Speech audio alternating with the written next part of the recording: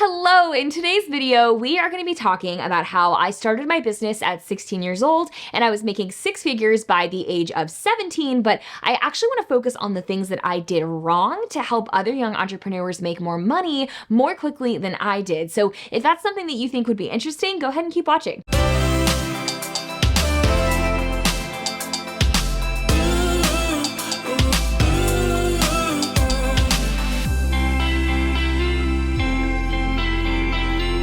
Hello and welcome to my channel. My name is Hope Taylor and I am a photographer serving both Charleston and Savannah. And this YouTube channel is where I share education for entrepreneurs as well as a little bit of a peek into my life living in the low country. I'm gonna go ahead and tell you right now, my 1-year-old puppy is right here and my cat, my new rescue kitten, is running around at my feet. So there's quite a large possibility that there's gonna be some type of interruption during this video, and I'm sorry in advance, but I actually think it's gonna be a very cool conversation.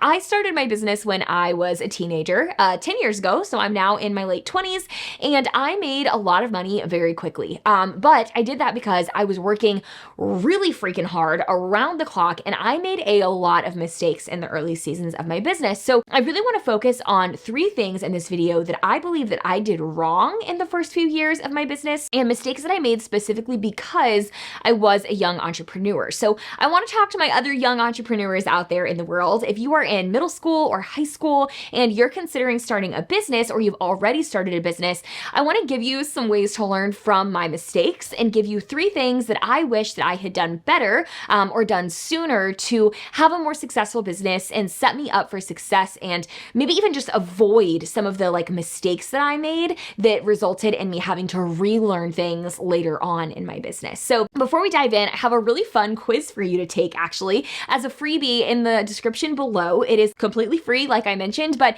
it is a quiz called What is Your Business Toxic Trait? And you can complete this quiz, you just answer a few little fun questions, and we will tell you what your toxic trait is in your business, all in good fun, of course, so that you can improve and better your business and give you some content to help you fix that mistake or that toxic trait that you might have as a business owner. Again, all in good fun, but it's actually a super valuable quiz that will give you some tangible, actionable items to take away and apply to your business and maybe fix a weak point that you don't know that you have. So if you want to take that quiz, it's in the description down below, but let's dive in a little bit more to those mistakes that I made as a young entrepreneur. So for a little bit more context, if you are new to my channel, I started a photography business when I was a junior in high school. So I literally was 16 years old, barely had a driver's license. I was working a part-time job at a retail store that I just didn't love. I was making minimum wage. Because I was so young, my shifts were limited. I couldn't work more than a few hours a week. So I was very limited on how much money I could make, and I just felt stuck. I felt burnt out. It wasn't fulfilling in any way. So I had a camera that I had gotten from eBay, thanks to my dad at the time, for a photojournalism class that I took the year prior. And long story short, I took photos of my friends. It ultimately led to me quitting my part-time job, which ultimately led to me going full-time right out of high school. And since then, I have been a business owner for 10 years, and I now make multiple 6 figures as an educator in the space of photography and in business. And I don't say that to brag in any capacity, but I say that because I just vividly remember the number of people that doubted me back at 16 and 17 years old, and the people that said, well, what about a backup plan? Why aren't you going to college? And while I don't necessarily think my path is right for everybody and that it's the right decision for everybody to skip college and go full-time out of high school, I do want it to be an encouragement to anybody watching that's a teenager or even in your early 20s that really wants to pursue your passion or create a product or start a business, and you have people around you that maybe aren't as passionate or don't see what you see. Boot says hi.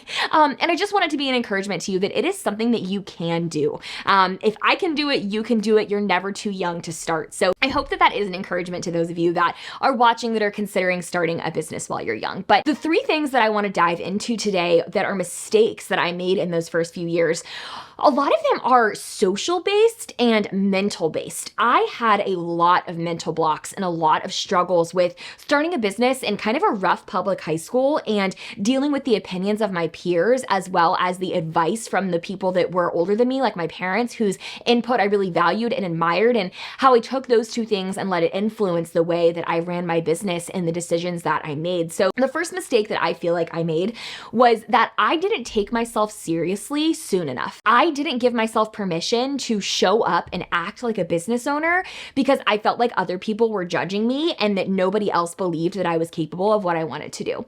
A couple of examples of that. So my Instagram that I had back when I was in high school, just what my normal friends followed, my Instagram handle was Hope So Dope because that was a nickname of mine in high school. And I was running my business for 2 years before I ever changed my Instagram name to an actual business name, to Hope Taylor Photography. Like, I didn't do professional emails. Like, I kept communication over text because I was like, email is stuffy. I'm only 16. Like, nobody wants to talk to me in emails.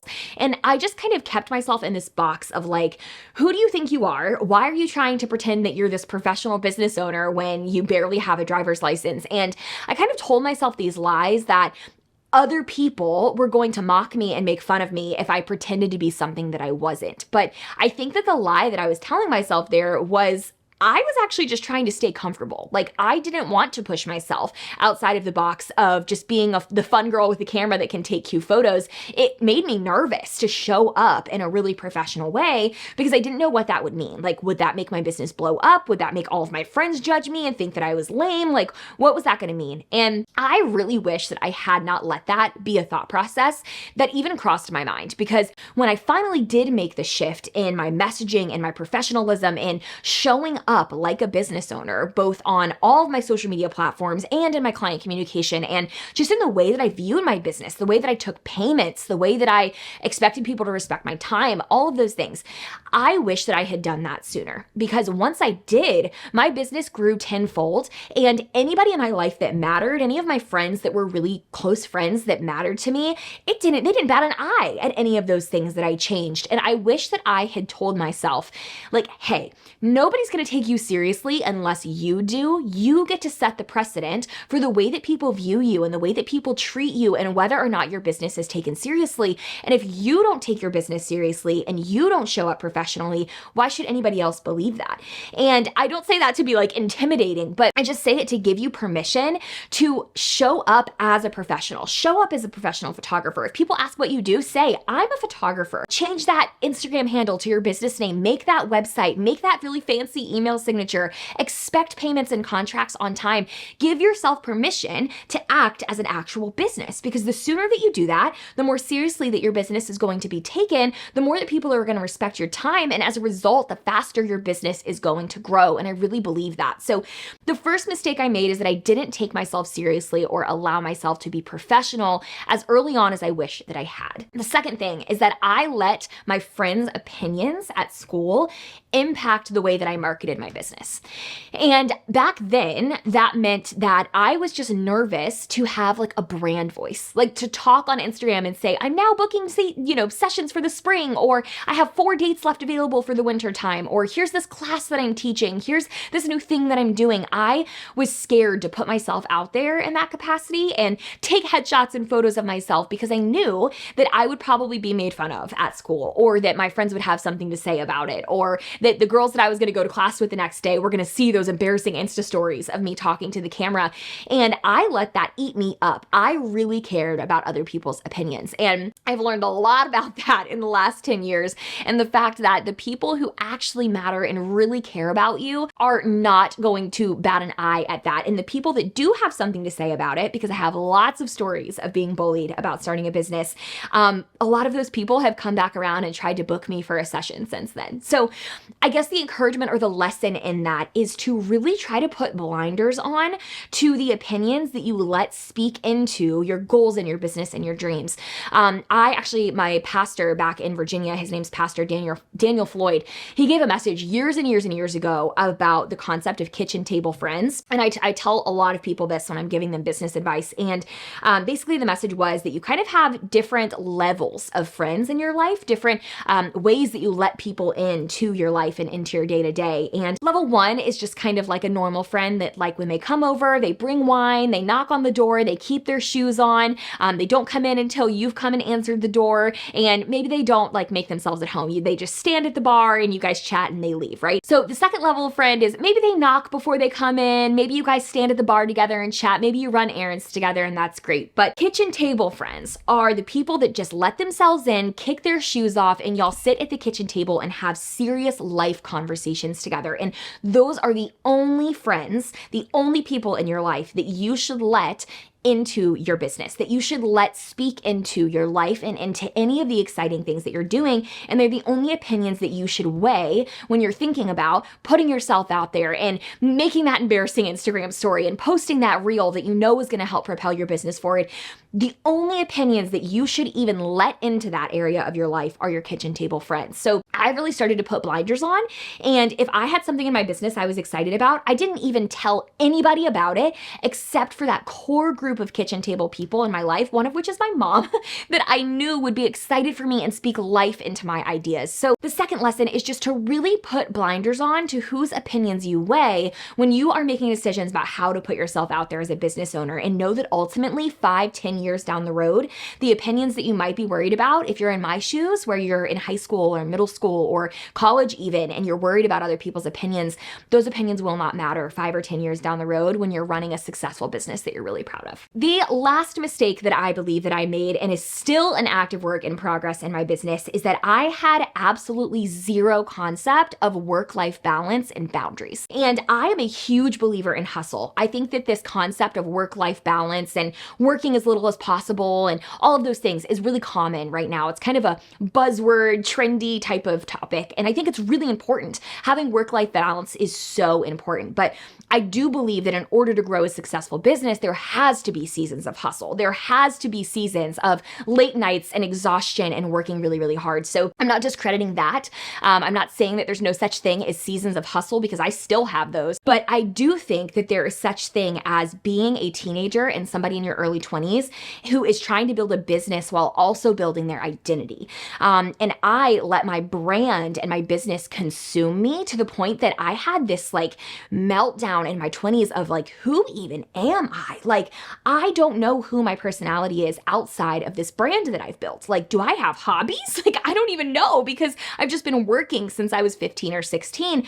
And I almost had this feeling of, because I'm so young, I have to overcompensate with professionalism in order to earn my clients' trust. And so I have to be always available. I have to be able to respond to emails in 5 minutes, even if I'm at dinner with my family. And I need to make sure that I am just constantly on top of it and never sleeping and never having a social life. And yeah, I'll skip that football game in high school to go shoot a wedding.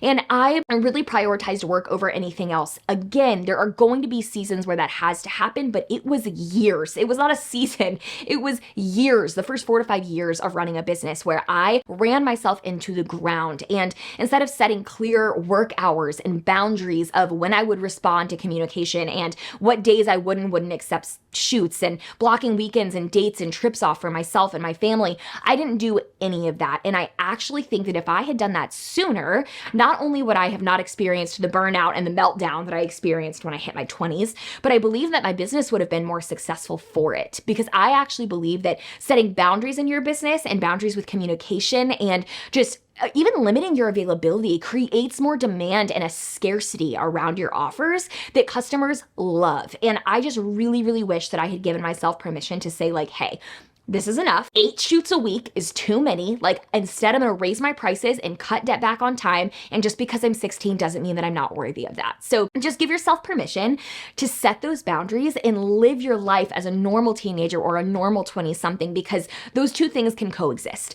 You can build a really successful brand and professional business while also going to football games with your friends. And those two things can live in happy coexistence, I promise. So to recap, those 3 mistakes that I believe that I made. One is that I didn't show up professionally soon enough. I let myself be scared of other people's opinions, so I didn't set myself up and show up in the professional way that I wanted to be perceived. 2 is that I let people's opinions influence my marketing. I didn't show up on social media in the ways that I should have to grow my platforms, because I didn't want girls to be laughing at me in the hallway. And I wish I had stopped caring about their opinions sooner. And 3 is that I didn't set boundaries or have work-life balance or really structures or systems that allowed allowed for me to live my life as a normal teenager or a normal 20-something until I was like 21 or 22, and I missed out on some fun things because of that. So just give yourself permission to know that those two things can coexist. So this video is a little different than what I normally do. I'm normally talking specifically about photography, but I just really feel passionate about this topic. I actually have a membership with a friend of mine called the Junior Collective, where we have a membership and a community and content for young entrepreneurs specifically. It's the only one like it of its kind. It's $47 a month, and you have unlimited access to us as well as to all of the other members in the community. And we are launching something really new soon where you're going to get a mini crash course of content